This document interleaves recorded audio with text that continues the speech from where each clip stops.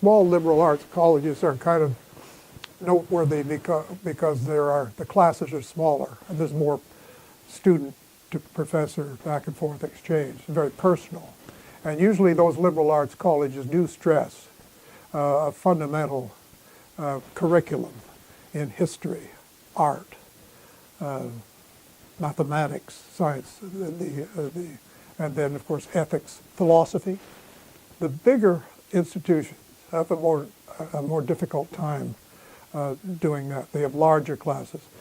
Tremendous amount of energy consumed in the production of research. Sometimes that distracts people. Now, a good university does have a lot of research going on by the professors, and certainly we are no exception, but we don't have the scale of investment in high level, like nuclear physics or something like that. I think most of the professors presidents I knew are very much in favor of the liberal arts. I think it's not so much a concentration as an embrace and encouragement of the unity of the liberal arts and sciences.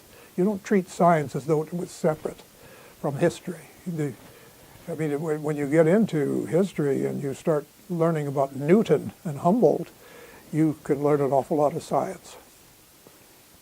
Without a library, it would be very hard for a university to function as a university.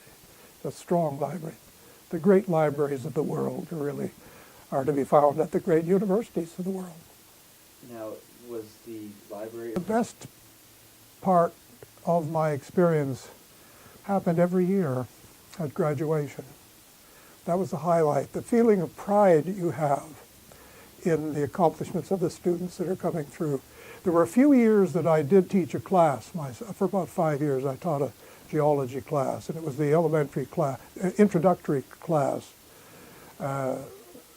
where not people who were simply majoring in geology went. But so I got to meet students from departments all across the campus and found that they were very interested in geology. And the university has matured now. It's a good time to celebrate the maturity that the university has attained in so many ways. The balance in the curriculum, the diversification of both curriculum and personnel, those kinds of things. Back to the graduation ceremonies, I must admit that when some of my own students would come across the platform and we would shake hands, it was very sentimental because they felt as though they were part of your own family, you know. There was a personal connection there that is quite priceless. So every year, that's the most important event.